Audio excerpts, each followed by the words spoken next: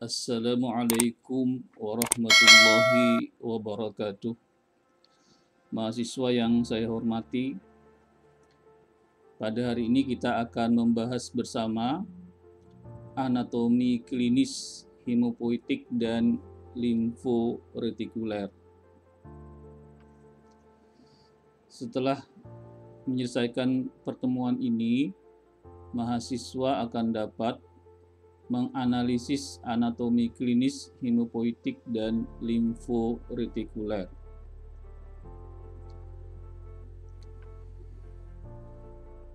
Secara umum, sistema limfatikum adalah suatu sistem yang berhubungan erat dengan sistem kardiovaskuler. Kalau kita lihat di sini, dari sistem kardiovaskuler, lebih tepatnya di tempat kapiler, di sini akan terjadi pengeluaran cairan dari kapiler ke jaringan interstisial. Cairan interstisial ini selanjutnya akan masuk ke sistema limfatikum melalui fasa kapiler. Fasa kapiler ini selain menerima cairan interstisial, juga bisa menerima atau dimasuki oleh sel, juga dimasuki oleh patogen, dan dimasuki oleh produk-produk sel dan debris sel. Selain itu juga bisa masuk senyawa-senyawa yang berukuran besar seperti protein, karena memang kapiler ini dirancang untuk bisa dimasuki oleh partikel-partikel yang berukuran besar. Setelah semuanya masuk ke dalam kapiler limfatik, maka cairan limfa yang terbentuk di sini akan masuk ke pembuluh limfa pengumpul, ke fasa limfatika, dan kemudian akan masuk ke dalam nudi limfatisi. Fasa limfatika yang masuk ke dalam nudi limfatisi ini disebut dengan fasa aferen. Selanjutnya, setelah diproses di dalam nudi limfatisi, maka cairan limfa akan keluar melalui fasa limfatika yang disebut dengan fasa eferen. Ini terjadi berkali-kali atau berulang-ulang, dan akhirnya fasa limfatikanya mengumpul dalam bentuk pembuluh limfa yang lebih besar, dan pada akhirnya aliran limfa akan kembali ke sistem kardiovaskuler.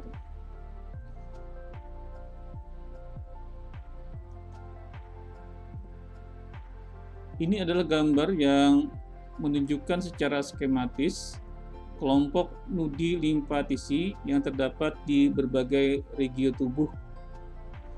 Misalnya di sini, di regio antara regio kaput dan kolum, di sini akan terdapat kelompok nudi limfatisi yang disebut dengan nudi limfatisi superficialis atau sering disebut dengan pericranial ring. Kemudian di regio coli, leher, di sini akan terdapat kelompok dari nudi limfatisi cervicalis, baik yang superficialis maupun yang profundi.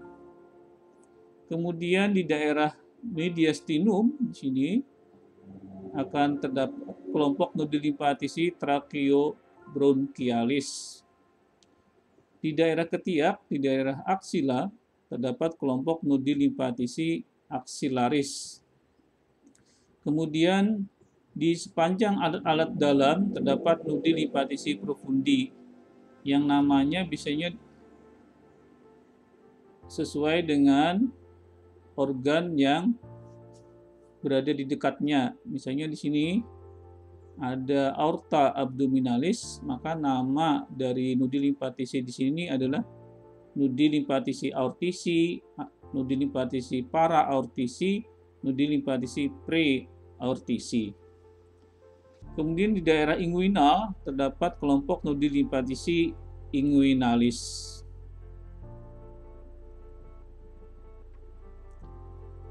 Ini adalah gambaran perjalanan limfo dari seluruh tubuh menganut pola seperti ini.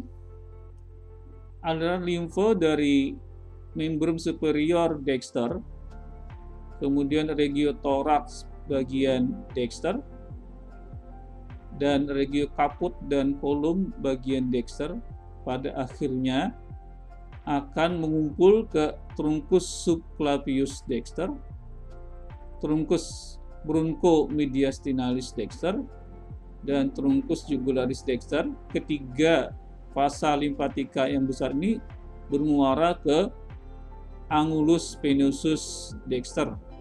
Angulus venosus dexter adalah pertemuan dari vena jugularis interna dan vena subclavia dexter. Sedangkan bagian tubuh yang lain dari membrum inferior, dari abdomen, dari toraks, sparotorak bagian lateral, dari membrum superior bagian sinister, dari regio caput dan kolum bagian sinister, pada akhirnya akan bermuara ke ductus thoraxicus, dan ductus thoraxicus akan bermuara ke angulus venosus sinister. Angulus venosus sinister adalah pertemuan vena jugularis interna sinistra dan vena subclavia sinistra. Ini juga sama kelompok nudi limfatisi yang sudah kita sebutkan tadi, tapi lebih detail lagi. Misalnya di daerah faring bisa ditemukan kelompok jaringan limfoid yang disebut dengan ring Waldeyer.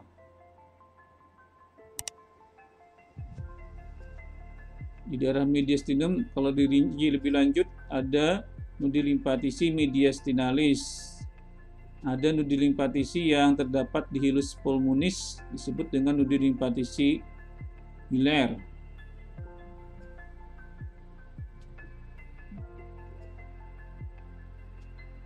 Kemudian ada organ limfoid yang lain, di sini misalnya thymus, di sini ada lien.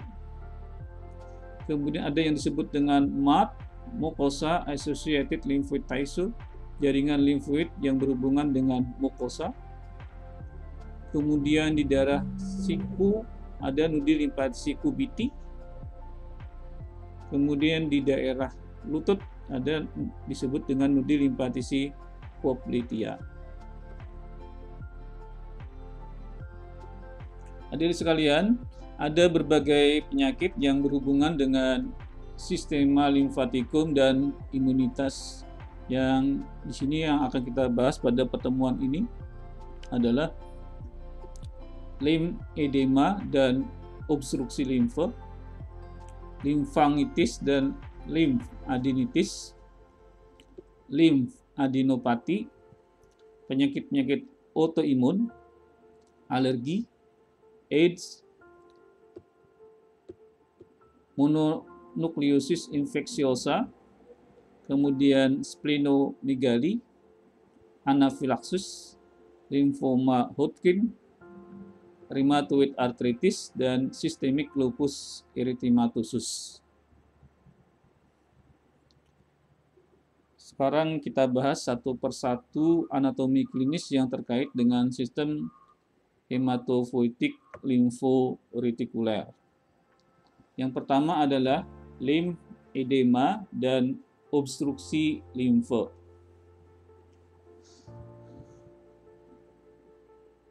Pada keadaan tertentu, terjadi ketidakmampuan mengabsorpsi protein cairan jaringan ke dalam kapiler limfatik. Ketidakmampuan mengabsorpsi protein ini menimbulkan akumulasi protein di dalam cairan jaringan dan akhirnya terjadi edema.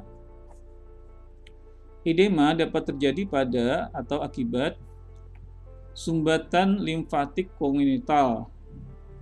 Misalnya pada penyakit Milroy, pada penyakit ini fasa limfatika terutama pada anggota badan bawah gagal berkembang. Akibat fasa limfatika yang gagal berkembang ini, maka absorpsi protein di cairan jaringan menjadi terganggu, akhirnya terjadilah akumulasi dan akhirnya terjadi edema. Kemudian bisa juga terjadi pada operasi pengangkatan nudi limfatisi dan fasa limfatika.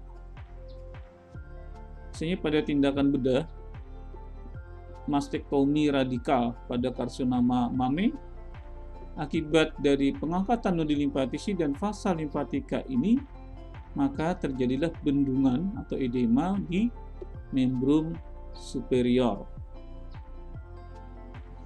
Kemudian berikutnya adalah bisa diakibatkan oleh filariasis, suatu penyakit yang disebabkan oleh larva filaria atau sering juga disebut dengan elephantiasis, suatu penyakit yang menyerupai kaki gajah. Ini penyebabnya adalah larva cacing yang pada awalnya memasuki fasa limfatika dan secara progresif kemudian menyumbat nudi limfatisi. Akibat sumbatan ini, maka daerah yang didrainase atau dialiri oleh nudi limfatisi yang bersangkutan akan menjadi edem. Misalnya kalau terjadi sumbatan pada nudi limfatisi inguinalis, maka tungkai bawah akan mengalami edema. Kemudian edema ini juga bisa terjadi akibat metastasis keganasan ke nudi limfatisi dan fasa limfatika. Misalnya pada karsinoma payudara yang lanjut, ini bisa menimbulkan edema di kulit payudara dan lengan.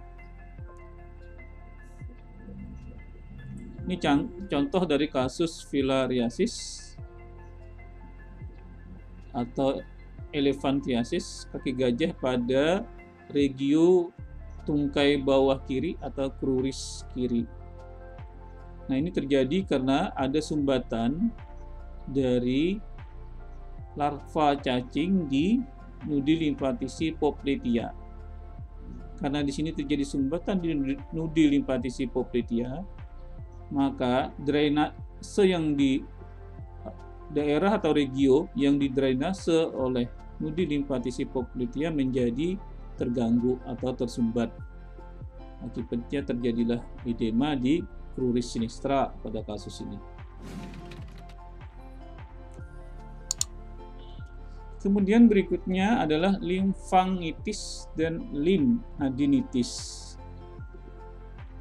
Dari katanya itis berarti inflamasi pada limfang dari fasa limfatika. Limfadenitis inflamasi pada kelenjar limfa. Limfangitis ini biasanya terjadi akibat infeksi bakterial di fasa limfatika. Manifestasi klinisnya bisa muncul sebagai garis-garis merah di bawah kulit yang sesuai dengan perjalanan dari fasa limfatika. Ini bisa kita lihat di sini dari gambar ini. Misalnya terjadi infeksi di tempat sini, kemudian di daerah regio deltoidea, di daerah bahu. Kemudian dari regio ini kemudian terjadi penyebaran ke fasa limfatika, sehingga fasa limfatikanya mengalami inflamasi. Kita bisa melihat sini ada garis-garis merah yang tampak di bawah kulit. Pada kasus ini kebetulan dia menuju ke nudi limfatisi axillaris. Tetapi pada kasus-kasus yang umum, kalau lebih ke lateral infeksinya, maka fasa limfatikanya nanti akan menuju ke daerah sini, ke nudi limfatisi infraclavicularis. Jadi juga ada nanti garis-garis merah di sini yang sering terjadi pada tindakan imunisasi BCG kalau terjadi inflamasi pada fasa limfatika. Nah, biasanya limfangitis ini akan berlanjut menjadi limfadenitis. Jadi inflamasi pada nudi limfatisi yang didrainase oleh vasa limfatika tersebut. Kalau terjadi lymphadenitis, maka nudi limfatisi yang bersangkutan akan membesar dan menimbulkan rasa nyeri.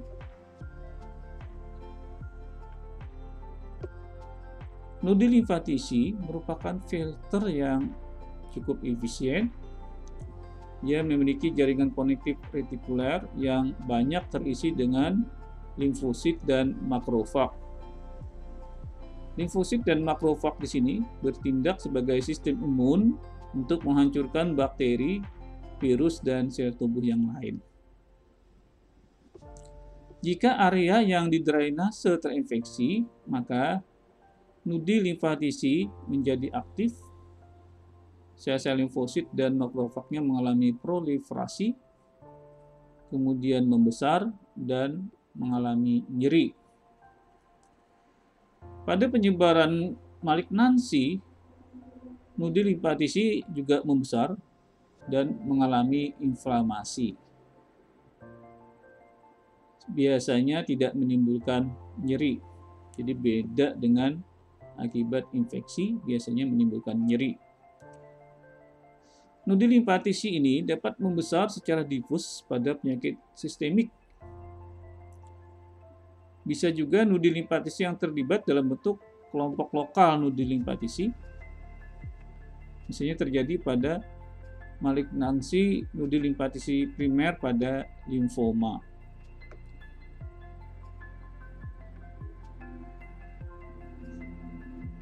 Pada bagian bedah, istilah nudi limfatisi sentinel menjadi sangat penting dalam penerapan klinis. Apa itu nudi limfatisi sentinel? Nudi limfatisi sentinel adalah nudi limfatisi pertama yang menerima aliran limfatik dari suatu tumor atau keganasan. Penentuan nudi limfatisi sentinel ini sangat penting karena bisa digunakan nanti untuk menentukan seberapa luas operasi pengangkatan tumor yang harus dilakukan. Pada masa sekarang dengan kemajuan teknologi sekarang, teknik limfoscintigraphy dan biopsi nudi limfatisi sentinel sudah menjadi suatu prosedur rutin untuk mengidentifikasi penyebaran limfogen suatu kanker. Sehingga dengan pengetahuan keterlibatan nudi limfatisi sentinel inilah bisa digunakan untuk menentukan apakah perlu dilakukan ablasi kelenjar getah bening atau tidak. Terutama pada tumor-tumor yang maligna, yang ganas. Misalnya pada operasi melanoma dan kanker payudara. Limfoscintigraphy merupakan metode radiokoloid. Jadi contoh radiokoloid di sini adalah TC99.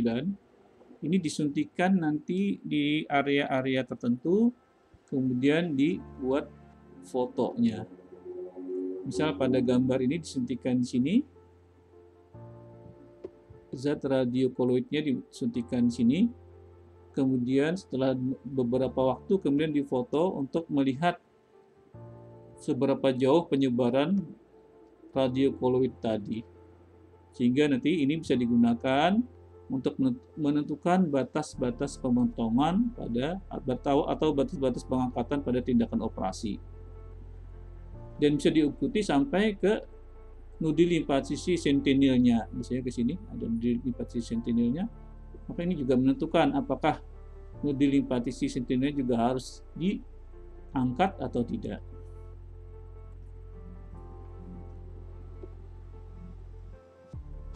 Ini adalah suatu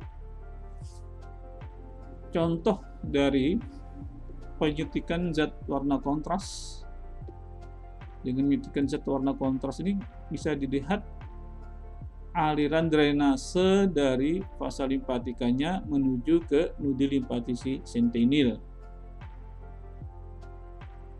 Misalnya kalau disuntik di daerah belakang kepala, maka ini yang akan kelihatan. vasa limfatikanya, dan muara ke nudi limfatisi sentinelnya, misalnya di sini adalah pada nudi limfatisi occipitalis. Pada daerah-daerah tertentu, di daerah-daerah perbatasan, misalnya di sini, di daerah perbatasan, maka aliran limfanya bisa menunjukkan variasi. Kita bisa melihat di sini yang pertama, variasi pertama adalah ke sini, variasi kedua ke sini. Sehingga pada saat penyuntikan di daerah sini, maka penyebarannya nanti bisa ke nudi limfatisi buccalis misalnya, yang terdapat di daerah pipi, atau ke nudi limfatisi auricularis, apakah retroauricularis atau preauricularis. Jadi daerah-daerah tertentu ini nanti bisa drainasenya bisa mengalami variasi.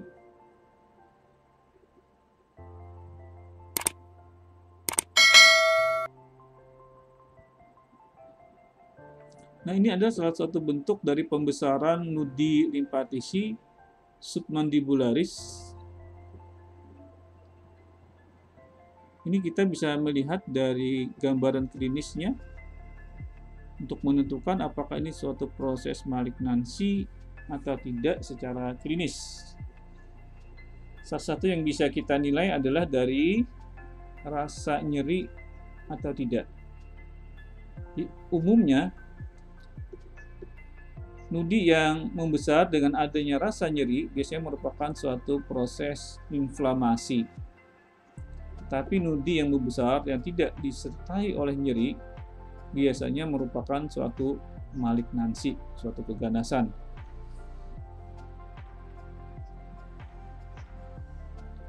Selanjutnya yang kita bahas adalah drainase limfa dalam kedokteran klinis. Aliran limfa dalam kedokteran klinis ini merupakan suatu pengetahuan yang sangat penting karena memiliki makna klinis yang cukup besar. Pengetahuan tentang aliran limfa dari suatu organ atau suatu regio tertentu memiliki makna klinis yang sangat besar. Secara umum, drainase limfa mengikuti aliran vena. Kita ambil contoh di sini. Vasa limfatika dari testis akan mengikuti dari vena testicularis atau vena spermatica interna yang nanti akan bermuara ke vena cava inferior. Maka aliran limfanya juga akan mengikuti vena yang bersangkutan. Jadi vasa limfatika dari testis nanti pada akhirnya akan bermuara ke kelompok nudi limfatisi yang terdapat di sepanjang aorta abdominalis yang disebut dengan nudi limfatisi para aortisi. Demikian juga nanti pada contoh-contoh yang lain, misalnya vasa limfatika yang mengikuti perjalanan dari vena cava vena savena parva akan bermuara pertama kali ke nudi limfatisi sentinel yang disebut dengan nudi limfatisi popliteal dan seterusnya. Ada beberapa faktor yang bisa mempengaruhi kecepatan aliran limfa pada vasa limfatika. Faktor-faktor tersebut antara lain adalah aktivitas otot. Semakin tinggi aktivitas ototnya, maka aliran limfa akan semakin meningkat. Demikian juga pulsasi arteri lokal yang berada di sekitar dari vasa limfatika. Kemudian katup vasa limfatika, misalnya yang vasa limfatika yang berkatup ini bisa kita lihat pada membrum inferior. Kemudian juga dipengaruhi oleh tekanan cairan jaringan interstisia dan juga gravitasi. Faktor-faktor ini bisa digunakan oleh klinisi untuk nanti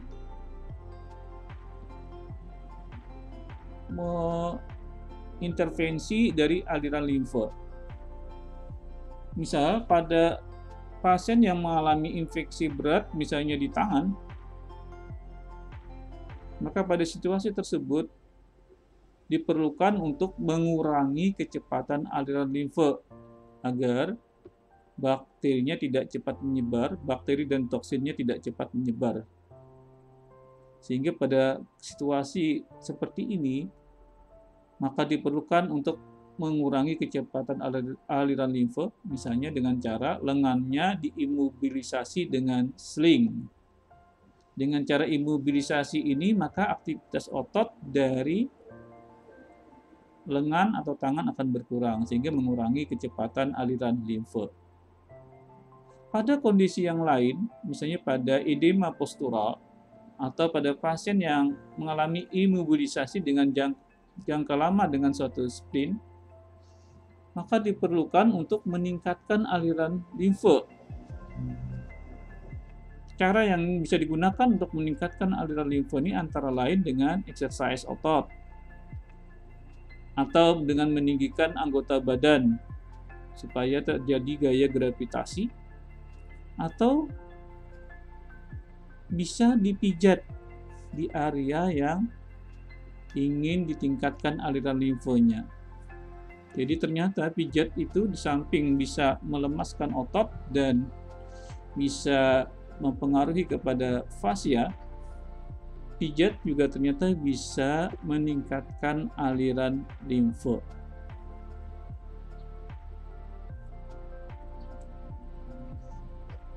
Kemudian kita bahas satu persatu aliran limfe di berbagai regio.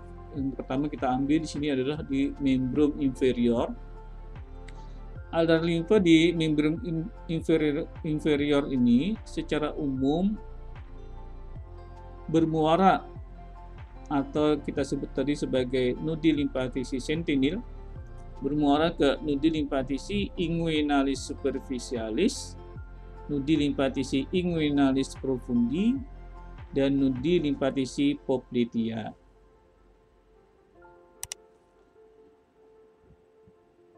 Aliran limfe yang bermuara ke nudi limfatisi inguinalis superficialis ini mengikuti aliran dari vena savena magna.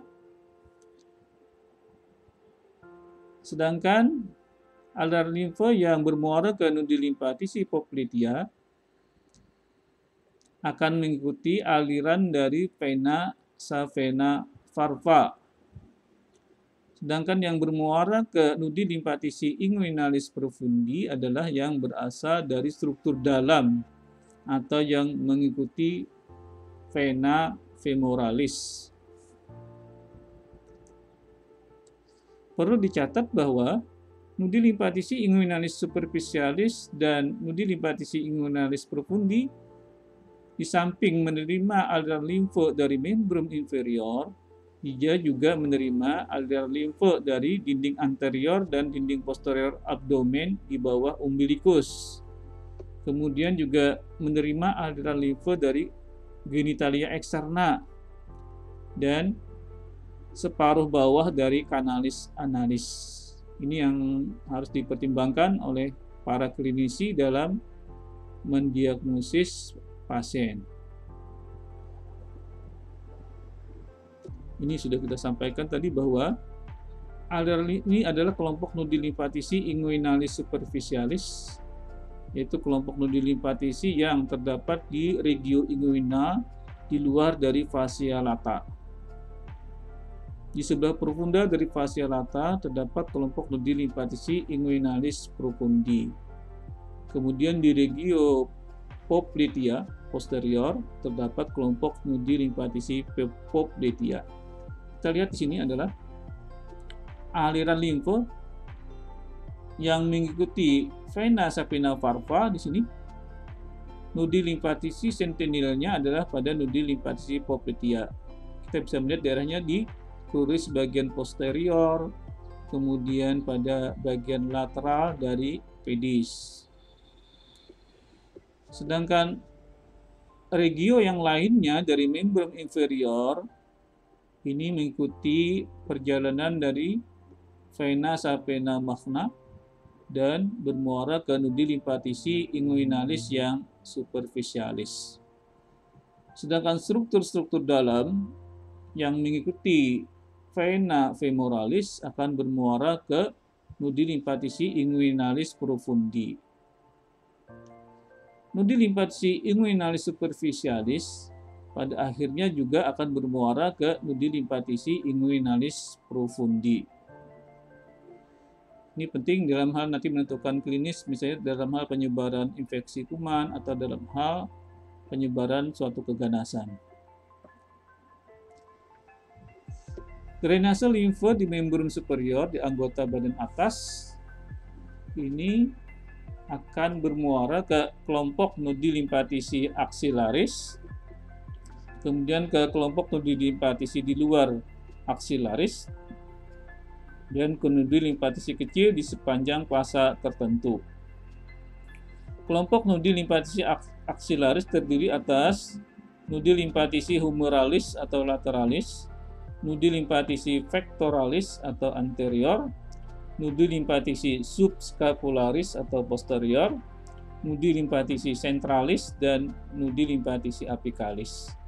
Sedangkan kelompok yang berada di luar aksilar adalah nudi limfatisi supratrochlearis dan nudi limfatisi infraclavicularis. Nah, ini adalah kelompok dari nudi limfatisi axillaris di daerah fossa axillaris.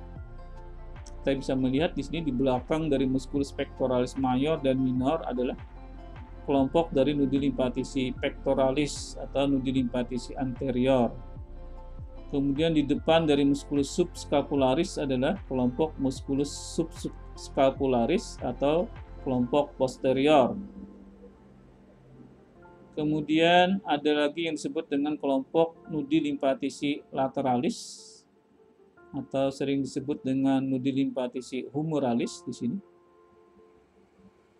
Kemudian di tengah-tengah nanti ada disebut dengan kelompok nudi limfatisi centralis, dan di sini adalah nudi limfatisi apicalis. Kita bisa melihat di sini misalnya pada kelompok nudi limfatisi pectoralis akan menerima aliran limfa dari glandula mame bagian lateral.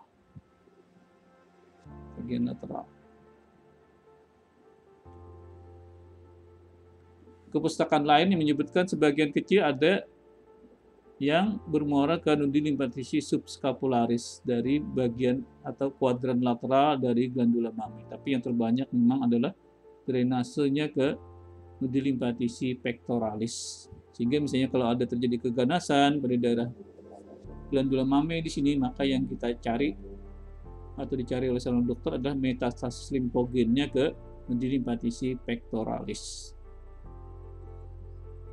Sedangkan yang di sini kita lihat kelompok nudi limfatisi lateralis ini terdapat di sekitar dari vena brachialis atau vena axillaris. Sehingga dia akan menerima aliran limfa dari membran superior.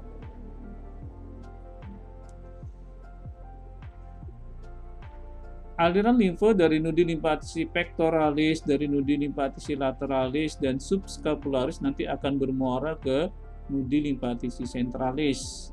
Nudi limfatisi centralis akan bermuara ke nudi limfatisi apicalis. Nah, di sini juga kita bisa melihat kelompok dari nudi limfatisi infraclavicularis yang terdapat di bawah clavikula. Ini nudi limfatisi infraclavicularis. Kita lihat di sini bahwa kelenjar sentinel di sini menerima aliran limfa yang sesuai dengan perjalanan dari vena cephalika. Sehingga yang kita contohkan tadi misalnya pada saat melakukan imunisasi BCG di sini, kemudian terjadi inflamasi pada pasa limfatikanya, maka pasa limfatikanya bisa nanti bermuara masuk ke nudi limfatisi infraclavicularis sehingga terjadi lymphadenitis infraclavicularis. Sedangkan untuk lengan bawah, regio antebrachii dan regio manus sisi ulnar di sini atau sisi media,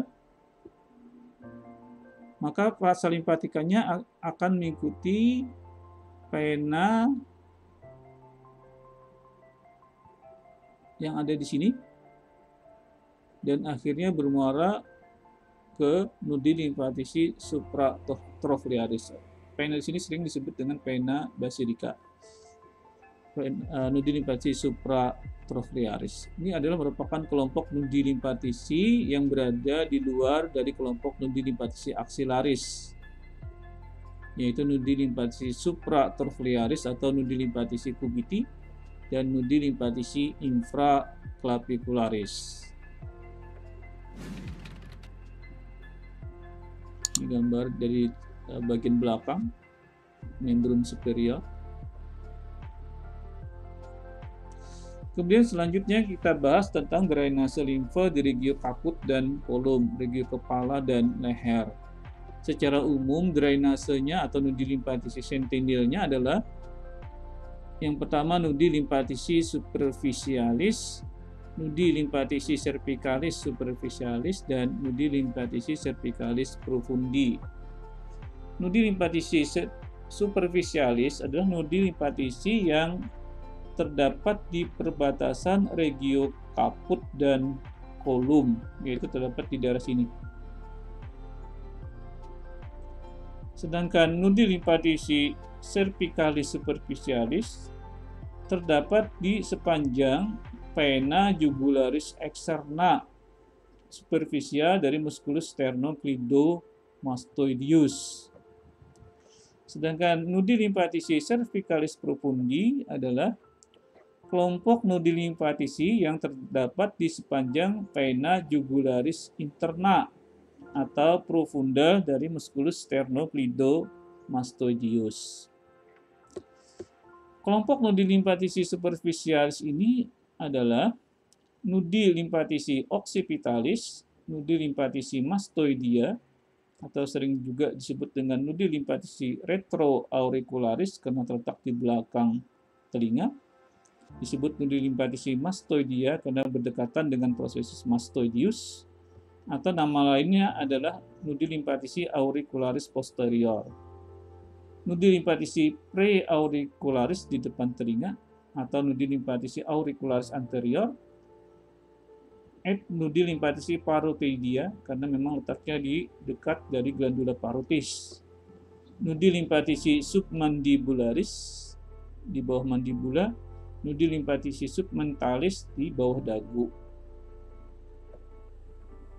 Ini nudi limfatisi occipitalis, nudi limfatisi retroauricularis atau mastoidea, nudi limfatisi preauricularis atau parotidia, nudi limfatisi submandibularis, dan nudi limfatisi submentalis. Masing-masing ini mendrainase regio-regio tertentu di regio kaput.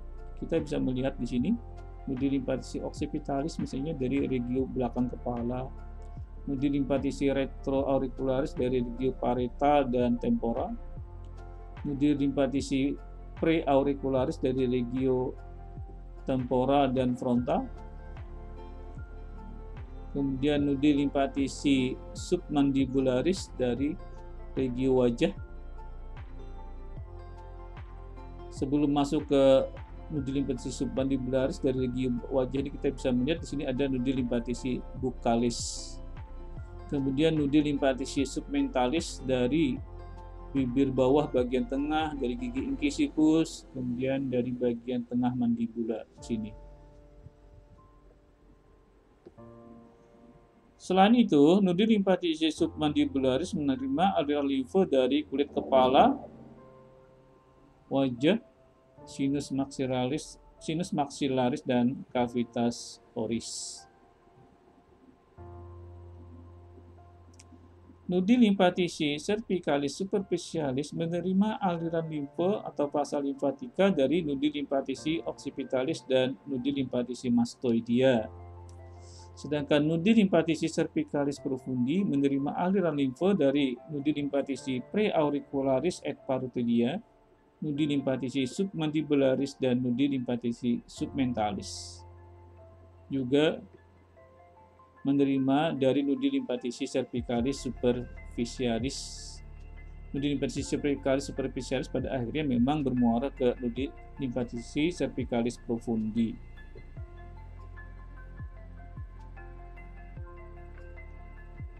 Nah, untuk kelompok nudi limfatisi cervicalis profundi yang tadi kita sebutkan terdapat di sepanjang vena jugularis interna. Kelompoknya ini kita bisa melihat di sini ada dua nudi limfatisi yang besar yang cukup menonjol, yang satu di bagian atas, yang satu di bagian rantai bawah. Yang di bagian atas ini disebut dengan nudi limfatisi jugulodigastricus. Nama ini berdasarkan jugulo dari vena jugularis interna, digastricusnya dari venter posterior musculus digastricus, jugulodigastricus. Berhubung nudi limfatisi ini juga menerima drainase limfe dari tonsila palatina, maka ini sering disebut dengan nudi limfatisi tonsilaris. Ini merupakan salah satu kelompok nudi limfatisi yang cukup penting karena sering menjadi salah satu penyebaran limfogen pertama dari karsinoma nasofarinx. Kemudian kelompok rantai bawah yang cukup besar disebut dengan nudus nudi limfatisi jugulo-omohyoideus. Ini berasal dari karena letaknya terletak di antara vena jugularis interna dan musculus omohyoideus. Ini adik-adik bisa dilihat drainase dari masing-masing kelenjar tersebut.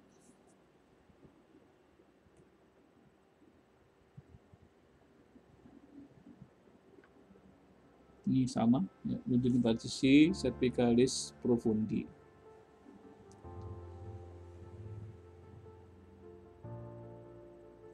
Kemudian yang lebih khusus lagi kita membahas tentang karsinoma yang sering terjadi pada wanita, yaitu karsinoma mame dan nudi limfatisi aksilarisnya sebagai nudi limfatisi sentinelnya untuk penyebaran limfogen. Nah, fasa limfatika dari kuadran medial payudara ini akan bermuara ke nudi limfatisi toraks sisi interni atau nudi limfatisi mammaria. Pada awalnya fasa limfatikanya menembus spasium interkostal 2, 3, dan 4 dan akhirnya bermuara ke nudi limfatisi toraks sisi interni. Kalau kita lihat dari gambar yang awal tadi, ini ada suatu kelompok nudi limfatisi yang terdapat di sepanjang arteria mammaria interna atau arteria thoracica interna yang disebut dengan nudi limfatisi toraks sisi interni atau nudi limfatisi mammaria interna. Kita lihat di sini drainasenya dari kuadran medial glandula mame. Letak dari nudi limfatisi thoracica interna ini adalah pada bagian dalam dari dinding anterior toraks atau bagian internal dari dinding anterior toraks, sehingga pembesaran dari nudi limfatisi ini tidak bisa diraba secara klinis karena terhalang oleh dinding dada anterior. Berbeda dengan kelompok nudi limfatisi pectoralis yang mendrainase glandula mame pada kuadran lateral. Jika terjadi pembesaran di sini, maka seorang klinisi bisa melakukan inspeksi dan palpasi ke daerah aksila.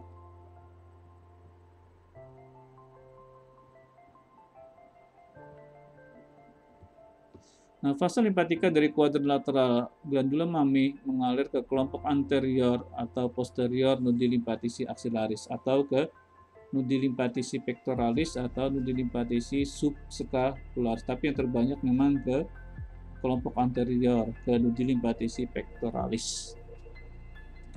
Sekitar 60% dari karsinoma mame terjadi di kuadran lateral atas. Jadi hati-hati kalau menemukan suatu massa di kuadran lateral atas, maka nanti harus dicek apakah terjadi metastasis ke kelompok nudi limfatisi aksilaris. Sedangkan penyebaran limfogen dari suatu karsinoma atau kanker payudara ke payudara kontralateral ke cavitas abdominis atau ke dasar dari regio coli, ini biasanya baru terjadi kalau ada sumbatan jalur limfatik yang normal. Sumbatan ini bisa karena sel-sel malignanya sendiri, bisa akibat suatu proses pembedahan atau tindakan radioterapi.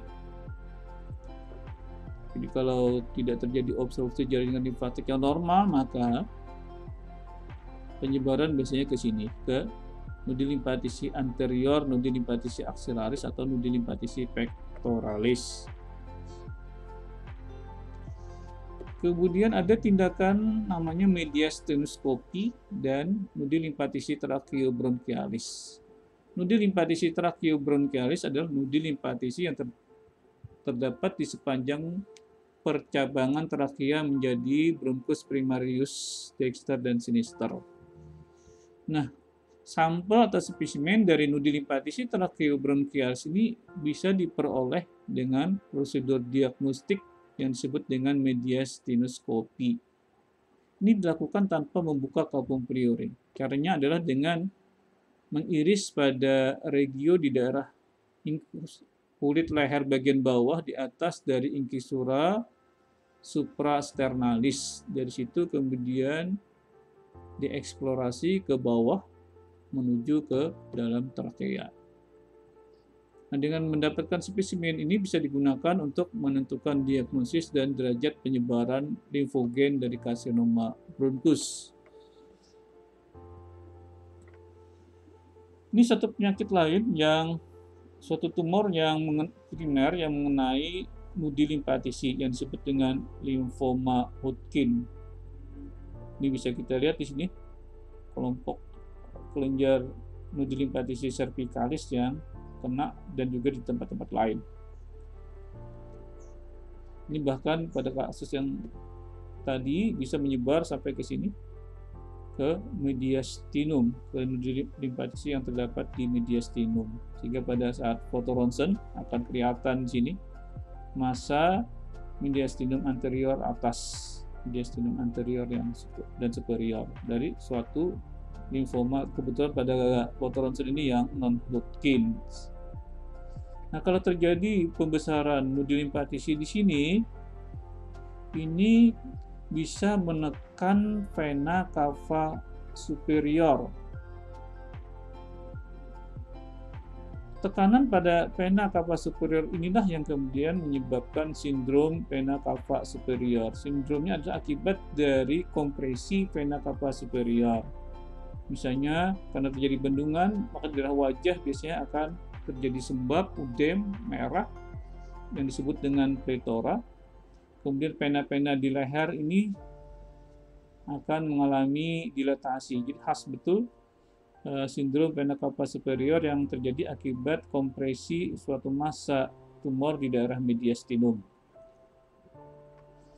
Kemudian berikutnya setelah kita membahas anatomi klinis pada fasa limfatika dan nudi limfatisi, maka kita kemudian lanjut ke organ limfoid sentral yaitu timus dan medula osseum rubra.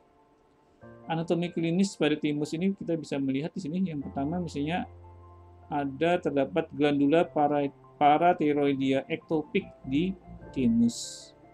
Ini terjadi karena memang antara timus dan glandula parathyroidea berasal dari arcus pharyngealis ketiga, sehingga ini bisa terjadi kemudian glandula parathyroidea ektopik di timus. Kemudian anatomi klinis yang lain adalah suatu timoma, tumor pada timus.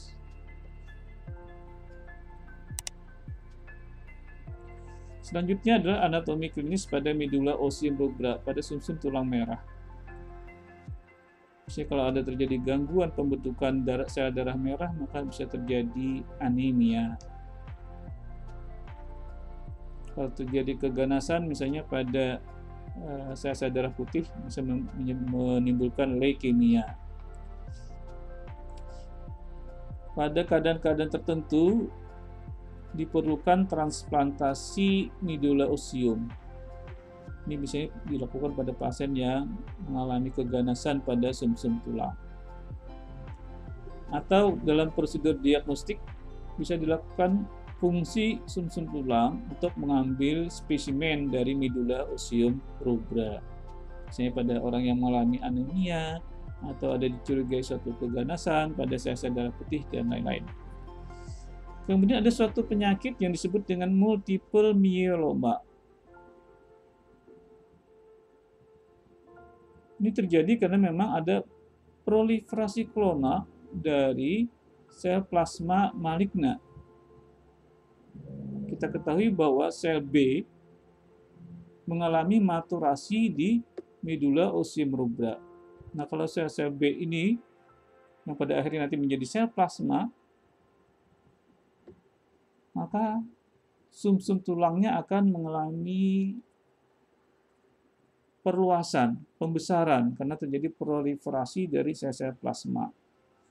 Akibat pembesaran dari massa dari medula osseum rubra ini, maka ini bisa mengganggu atau menipiskan tulang yang membungkusnya.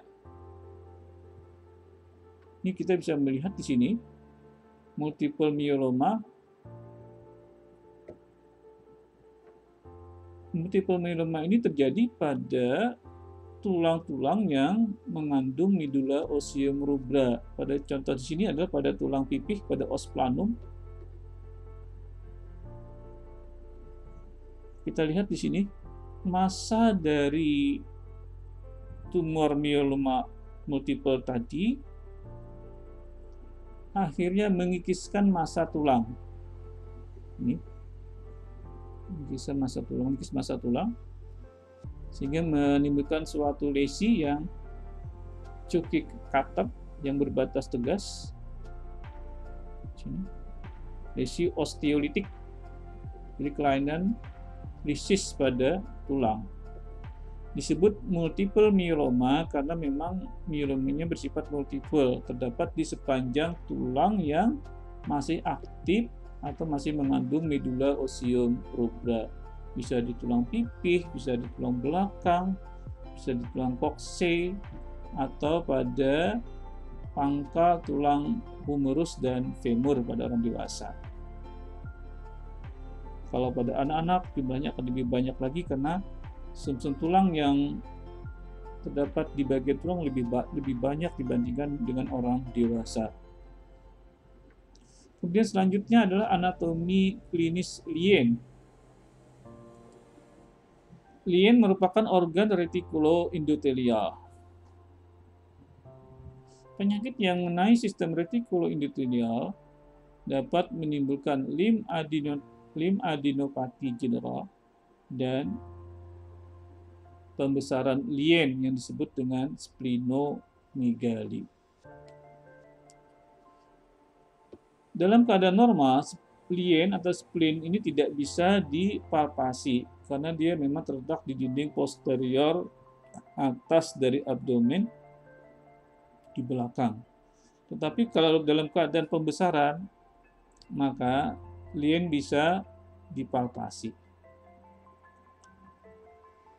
Kemudian anatomi klinis yang lain adalah splenectomy, tindakan pengangkatan lien. Selanjutnya anatomi klinis pada Ringwaldeyer.